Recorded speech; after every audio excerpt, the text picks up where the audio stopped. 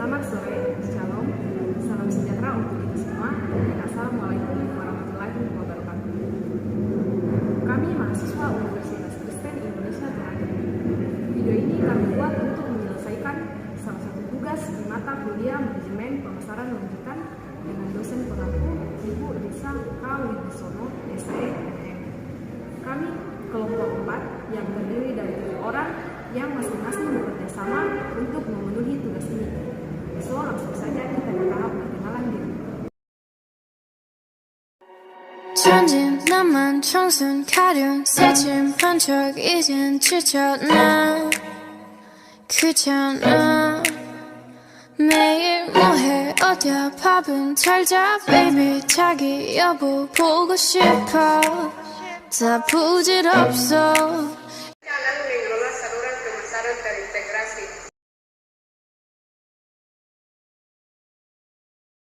Saluran pemasaran atau marketing channels adalah sekelompok organisasi saling bergantung dan terlibat dalam proses pembuatan produk atau jasa yang disediakan untuk digunakan atau dikonsumsi sebagian besar produsen, membutuhkan saluran guna menjual produk sampai ke pengguna akhir. Berikut beberapa contoh dari saluran pemasaran. Di samping ini merupakan contoh dari pedagang grosir atau eceran, agen, serta agen periklanan.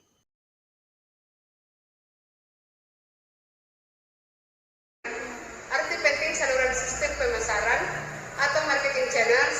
Sistem adalah sekelompok saluran pemasaran tertentu yang digunakan oleh sebuah perusahaan, dan keputusan tentang sistem ini merupakan salah satu keputusan terpenting yang dihadapi manajemen. Ada 2 jenis strategi dalam pemasaran. Yang pertama, push strategi atau teknik dorong, yakni teknik promosi dengan melibatkan sales-fan distributor. Dengan menggunakan trade promotion, caranya adalah kerjasama antar pemilik toko dengan distributor utama atau pemilik merek untuk merancang outlet, mendorong pedagang perantara supaya mempromosikan dan menjual produk ke pengguna akhir atau pemakai. Yang kedua, pull strategi atau teknik tarik, yakni melibatkan pemilik merek, menggunakan iklan dan consumer promotion untuk menarik konsumen agar mencari dan membeli produk kepada pedagang perantara. Dengan begitu, pemilik outlet akan memesannya ke pemilik merek, di mana program promosi yang dirancang untuk meningkatkan kunjungan pelanggan hingga bergerak membeli. Perkembangan saluran dan saluran hibride. Perkembangan saluran. Yang pertama, perusahaan baru biasanya mulai beroperasi sebagai perusahaan lokal yang menjual ke pasar yang cukup terbatas dengan perantara yang ada. Jumlah perantara semacam ini cukup terbatas seperti halnya beberapa agen penjualan, produsen pedagang grosir, pengecek yang sudah matang.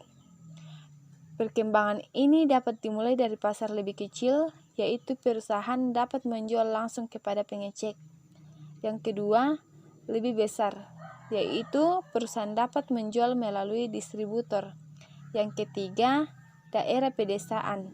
Usaha dapat bekerja sama dengan perdagangan umum. Yang keempat, daerah urban. Perusahaan dapat bekerja sama dengan perdagangan ini terbatas. Kelima, di lingkup negara, yaitu dengan waralaba eksklusif atau agen, produk penjualan internasional atau pasar internasional.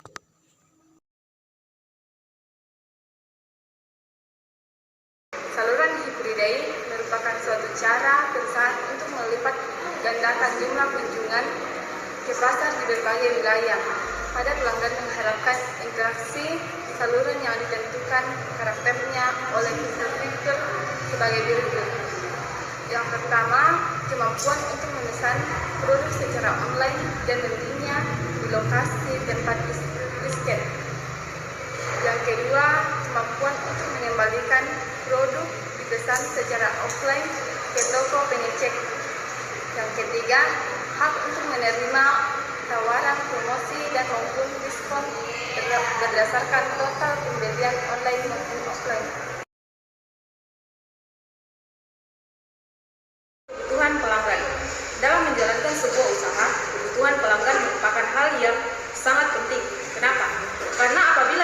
sudah memahami apa yang sedang menjadi kebutuhan pelanggan, maka dengan mudah untuk menawarkan produk kita.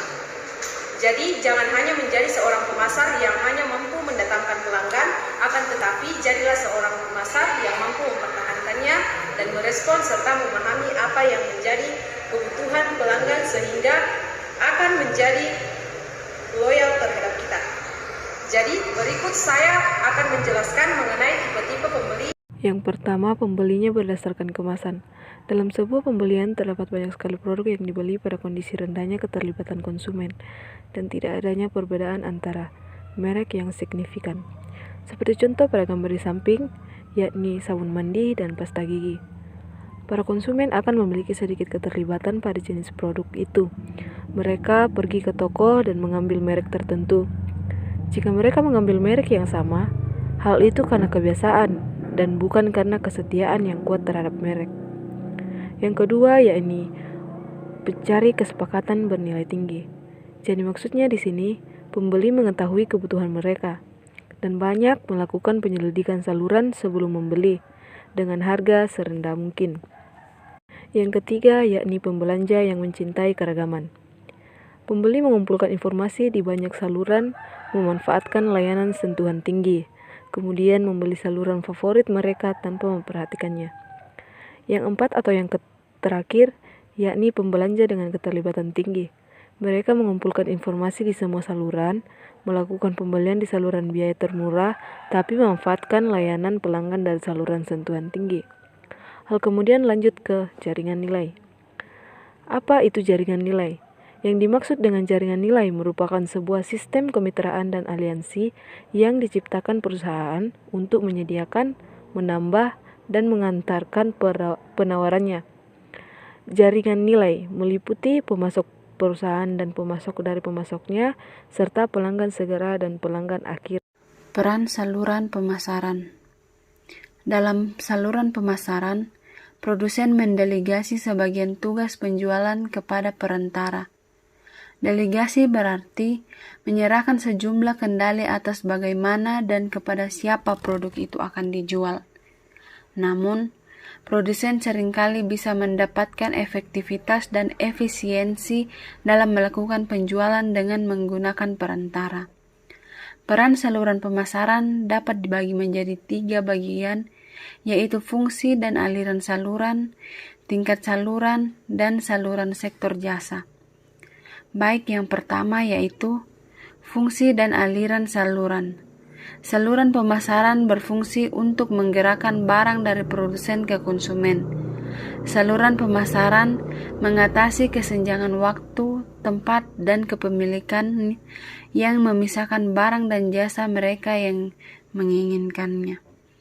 Anggota saluran pemasaran melaksanakan sejumlah fungsi kunci, di antaranya yaitu yang pertama, fungsi fisik, hak milik, dan promosi yang membentuk aliran aktivitas ke depan dari produsen ke pelanggan. Yang kedua yaitu fungsi pemasaran dan pembayaran, yaitu membentuk aliran aktivitas ke belakang dari pelanggan ke perusahaan. Dan yang ketiga yaitu fungsi informasi, negosiasi, keuangan, dan risiko membentuk aliran 2 arah. Berikut adalah gambar 5 aliran pemasaran dalam saluran pemasaran. Tingkat saluran. Produsen dan pelanggan akhir merupakan bagian dari semua saluran dibagi menjadi 4, yaitu saluran tingkat 0, saluran tingkat 1, saluran tingkat 2, dan saluran tingkat 3. Dalam penjelasan tingkat saluran ini akan saya jelaskan melalui gambar berikut ini. Ini adalah gambar saluran pemasaran konsumen. Yang pertama, saluran tingkat 0, yaitu saluran dari produsen langsung ke konsumen.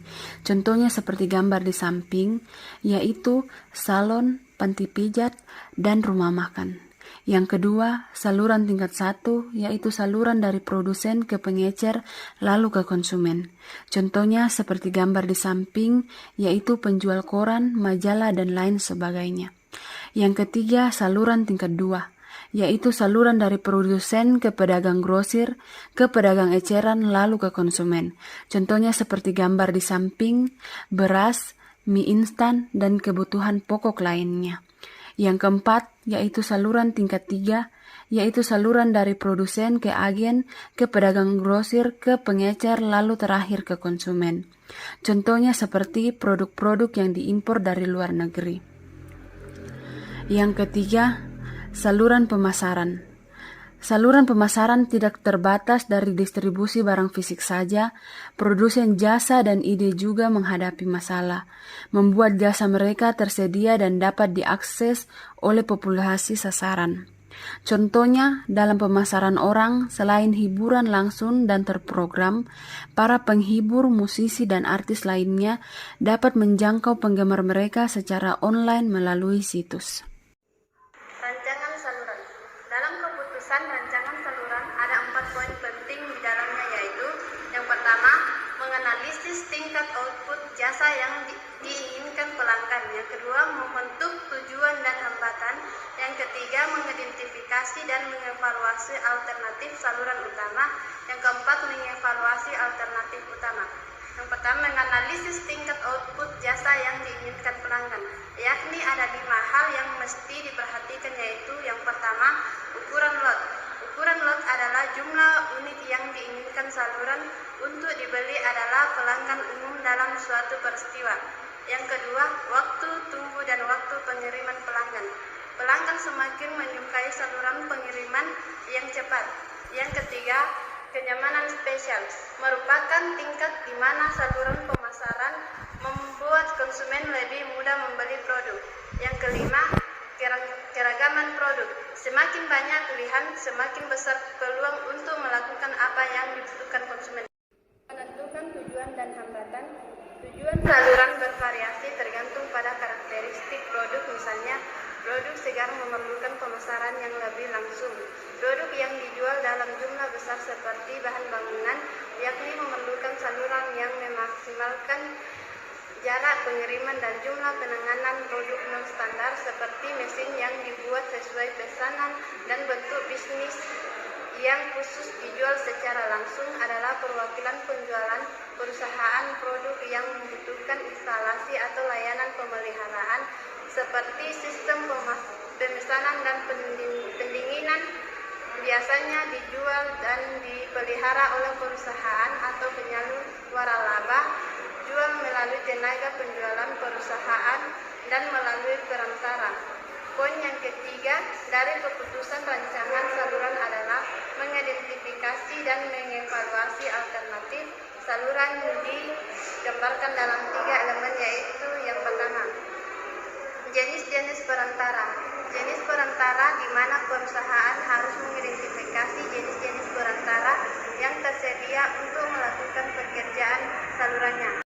Yang kedua, jumlah perantara. Perusahaan harus memutuskan jumlah perantara yang akan digunakan pada setiap tingkat saluran.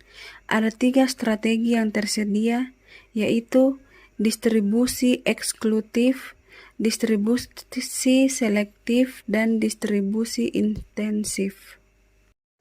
Yang ketiga, syarat dan tanggung jawab anggota saluran. Sekarang ini, setiap anggota saluran harus diperlakukan dengan hormat dan memberikan peluang bagi saluran tersebut untuk menghasilkan keuntungan. Elemen utama dalam bauran hubungan dagang adalah kebijakan harga, kondisi penjualan, hak teritorial, distributor layanan, dan tanggung jawab bersama. Mengevaluasi alternatif utama. Masing-masing alternatif saluran perlu dievaluasi terhadap kriteria ekonomi, kendali, dan adiktif berdasarkan kriteria ekonomi, dievaluasi sesuai dengan tingkat penjualan dan biaya dari masing-masing saluran, kendali dan adiktif jika menggunakan agen penjualan. Perusahaan mendapatkan masalah dalam hal pengendalian agen. Penjualan merupakan perusahaan independen yang berusaha memaksimalkan labanya. Agen penjualan mungkin berkonsentrasi pada pelanggan yang membeli paling banyak, bukan mengutamakan mereka yang membeli barang produsen. Selain itu, agen bisa saja tidak memahami secara detail mengenai teknik produk perusahaan atau bagaimana menangani materi promosinya secara efektif, maka perlu dilakukan kendali dan adiktif. Keputusan manajemen saluran dibagi menjadi 4. Yang pertama adalah memilih anggota saluran. Untuk memfasilitasi pemilihan anggota saluran, produsen harus menentukan karakteristik yang membedakan perantara yang lebih baik. Mereka harus mengevaluasi jumlah tahun dalam bisnis, nilai yang dijual, pertumbuhan dan catatan laba, kekuatan keuangan, serta kerjasama dan reputasi layanan. Jika perantara adalah agen penjualan, produsen harus mengevaluasi jumlah dan karakter lini lain yang dijual, serta ukuran dan kualitas tenaga penjualan. Jika perantara adalah department store yang menginginkan distribusi eksklusif, produsen harus mengevaluasi lokasi potensi pertumbuhan masa depan dan jenis pembeli. Yang kedua adalah melatih dan memotivasi anggota saluran. Perusahaan harus memandang perantaranya dengan cara pandang yang sama seperti mereka memandang pengguna akhirnya. Perusahaan harus menentukan kebutuhan perantara dan membentuk positioning saluran seperti penawaran saluran yang disesuaikan untuk memberikan nilai yang tinggi kepada perantara-perantara ini. Kemampuan produsen sangat beragam dalam mengelola distributor. Kekuatan saluran atau channel power adalah kemampuan untuk mengubah perilaku anggota saluran sehingga mereka akan mengambil tindakan yang tidak akan mereka lakukan. Produsen dapat menggunakan jenis-jenis kekuatan berikut untuk memperluas kerjasama. Yang pertama adalah kekuatan koersif, yang kedua adalah kekuatan penghargaan, yang ketiga adalah kekuatan resmi, yang keempat adalah kekuatan ahli, dan yang kelima adalah kekuatan acuan. Yang ketiga adalah mengevaluasi anggota saluran. Produsen harus terus mengevaluasi kinerja perantara terhadap standar-standar seperti perolehan kuota penjualan, rata-rata tingkat persediaan, waktu pengiriman pelanggan, perawatan barang yang rusak dan hilang, dan kerjasama dalam program promosi dan pelatihan. Yang keempat adalah memodifikasi rancangan dan pengaturan saluran. Produsen harus selalu meninjau dan melakukan modifikasi rancangan dan pengaturan salurannya. Kegiatan tersebut dilakukan ketika saluran distribusi tidak bekerja seperti yang direncanakan, terdapat perubahan pola pembelian konsumen, adanya perluasan pasar, munculnya pesaing baru,